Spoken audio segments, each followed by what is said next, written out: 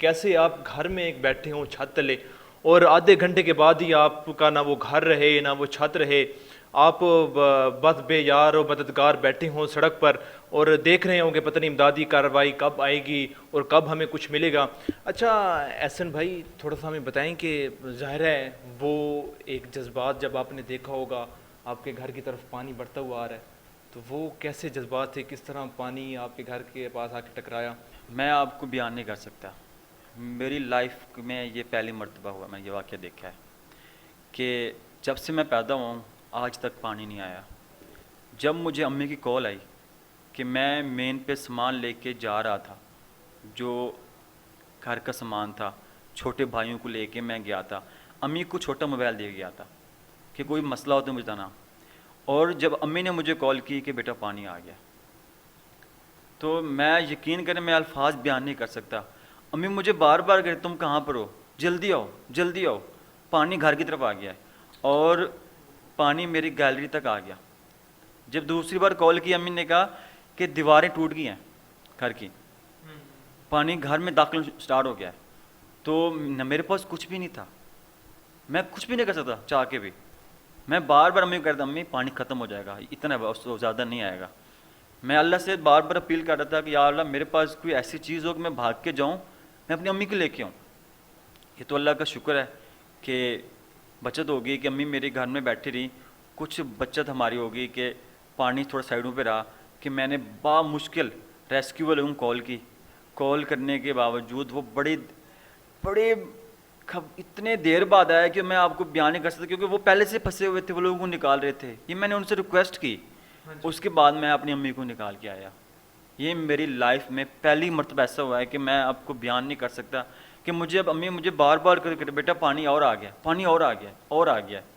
میں آپ سے میرے پاس الفاظ نہیں ہیں۔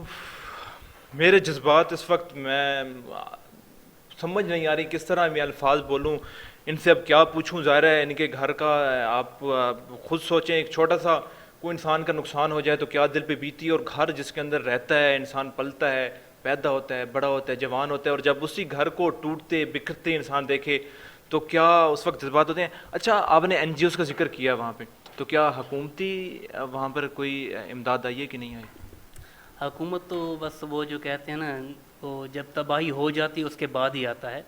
ویسے یہ جتنی ہمارے پاس ایڈمنسٹریشن وہاں پہ موجود تھی، تحصیل کا، ضلع کا، اگر یہ بھی ایفیکٹو طریقے سے کام کرتے نا، ہمارے بہت سارے شہر بچ جاتے۔ اب آپ کو بتاؤں کہ اتنے یہ لوگ نااہل ہیں، ایک روڈ کو جو ہے نا وہ روکتے تھے، کوئی چڑھتے بچے اس کے اوپر پانی چڑھتا تھا، پھر پچھلے روڈ پہ آ کے شروع ہوتے۔ بھائی آپ پچھلے روڈوں کو ایک دم مضبوط کریں، پہلے سے مضبوط کریں۔ ایسا ایسا یہ پورے شہر ڈبو دیے انہوں نے۔ اب حالت یہ ہے جن شہروں میں 2010 کا سیلاب جس کو سب سے بڑا سمجھا جاتا ہے، ہمارے شہر میں 2010 کا سیلاب نہیں آیا تھا، اور آج وہاں پہ کشتیاں چل رہی ہیں۔ اتنا مطلب ورس سچویشن ہے۔ تو وہاں پہ کوئی حکومت تو بس اس وقت یہی ڈسکس ہو رہا ہے حکومت میں کہ بھئی شہباز گل نے کیلا کھایا یا کھلایا گیا ہے۔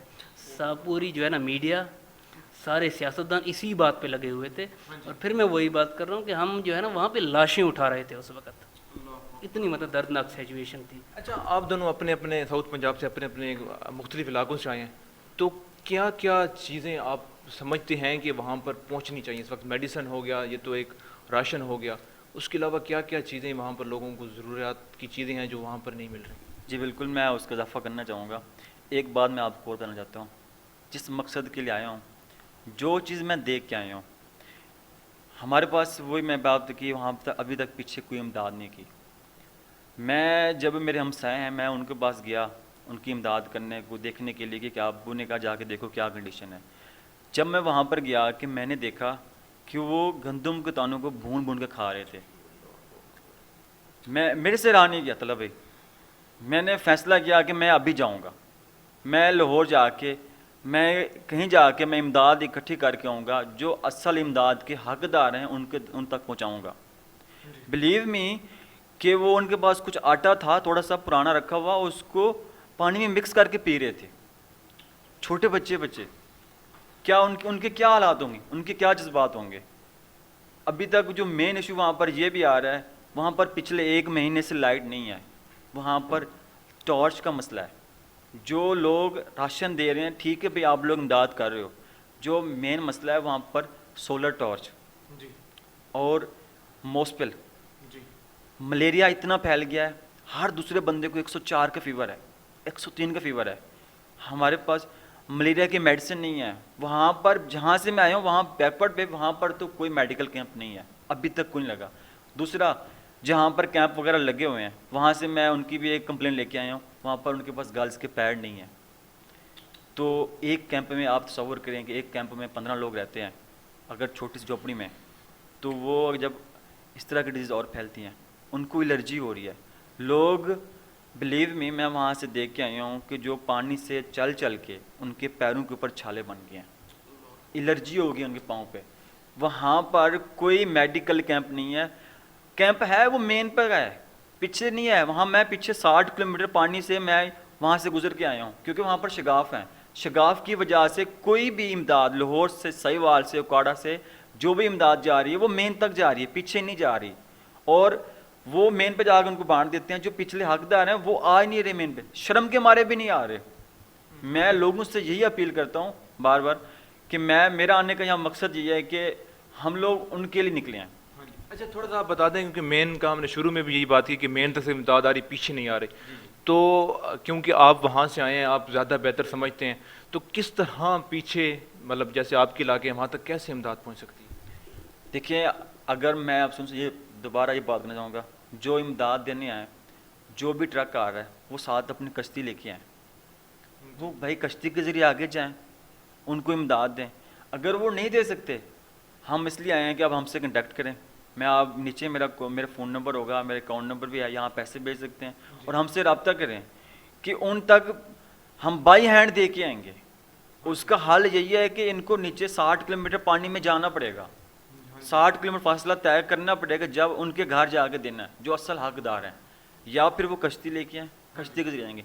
मेन पे मेरी यही रिक्वेस्ट है बार बार कि जो भी इमदाद आ रही है मेन पे आ रही है, सिटी में आ रही है, गांव नहीं जा रही, शगाफ की वजह से आगे रास्ते ब्लॉक हैं। चलिए, अल्लाह पाक मेरे भाई आपके लिए आसानी पैदा करें।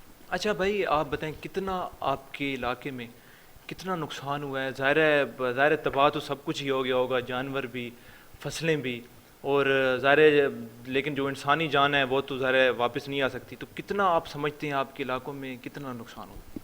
सर, हमारा जो तहसील है ना, तहसील रोजान, उसकी 5 लाख आबादी है और तकरीबन कोई ये 29,028 स्क्वायर किलोमीटर का ये रकबा है इसका। अब ये मुकम्मल डिस्ट्रक्शन है, 95% जो गवर्नमेंट रिपोर्ट है तबाह हो चुका है तहसील, डैमेज हो चुका है तहसील। यहाँ लोगों का जो है ना मोस्टली दारो मदार था वो फसलों के ऊपर था, खेती बाड़ी के ऊपर। अब वो मुकम्मल तो तबाह हो गया, जितना कॉटन था या कुछ किसी ने मूंगी या कुछ और काश्त की, तो मुकम्मल डिस्ट्रक्शन हो गया। अब के जानवर जो थे, मवेशी, जो उनको जो है ना वो दूध भी देता था, वो गोश्त का भी ज़रिया था, वो वहीं से जो है ना उनको अर्न करते थे पैसे, अब वो भी बह गए हैं बेचारे, बेज़ुबान मवेशी बह गए हैं। बहुत ख़तरनाक सैलाब होता है ये आम सैलाब से बहुत ख़तरनाक होता है।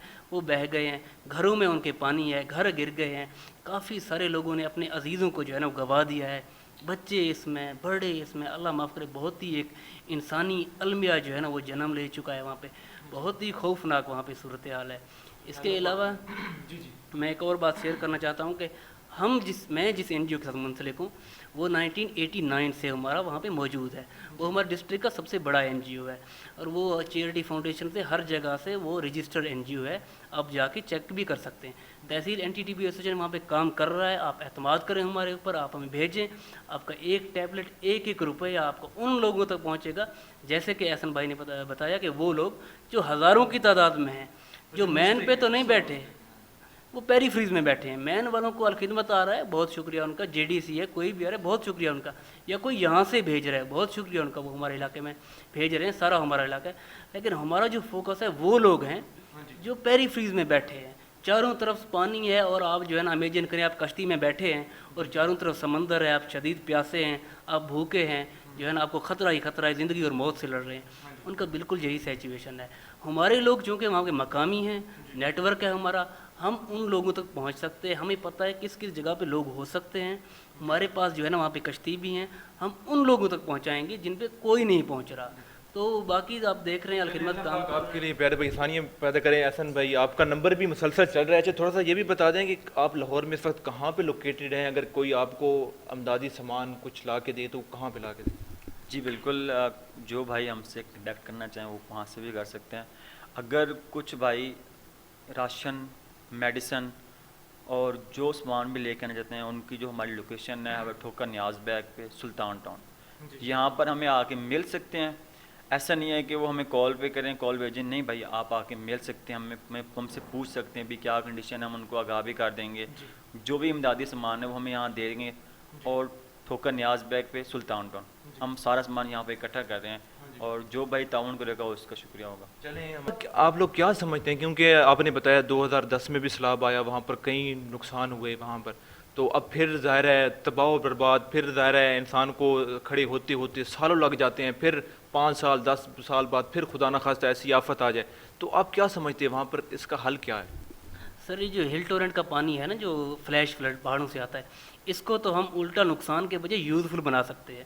جیسے ہم اس کو ایک جگہ پہ جمع کریں، ڈیم کی شکل میں اکٹھا کریں، اگر اس کو اکٹھا کر کے نیچے گیٹ بنا کے ٹربائن لگا دیں تو وہاں سے الیکٹرسٹی جنریٹ ہوگا، انرجی جنریٹ ہوگا. اگر ہم وہ نہ بھی لگائیں، ہم وہاں سے کنال نکالیں، نہریں نکالیں، وہ علاقے جو ہر مرتبہ اس سے تباہ ہوتے ہیں، ہر مرتبہ تباہ ہوتے ہیں، وہ الٹا اس سے کاشت ہوں گے. وہ علاقے جو بارشوں پہ کاشت ہوتے ہیں، جن کے پاس پانی کا کوئی ذریعہ نہیں ہے، وہ علاقے نہروں کی پانی سے، نہر جو نکلیں گے یہاں سے کاشت ہو جائیں گے ان لوگوں کے لیے، اور مطلب ان کی معاش کو بہتر کریں گے بجائے تباہی کے. اس کے اوپر ہم نے بہت سارے مطالبات کیے، ہم نے بہت سارے احتجاج بھی کیے اپنے این جی او کی طرف سے، لیکن انشاءاللہ اب جو ہے نا ہمارے رجحان کا نوجوان بیدار ہو چکا ہے. اب انشاءاللہ ووٹ سے پہلے جب تک ڈیم نہیں بنے گا تب تک بائیکاٹ ہے ووٹ کا. انشاءاللہ ہماری دعائیں آپ دونوں بھائیوں کے ساتھ ہیں اور تمام ان پاکستانیوں کے ساتھ ہیں جنہوں نے اس سیلاب میں، اس آفت میں اپنا سب کچھ کھو دیا ہے.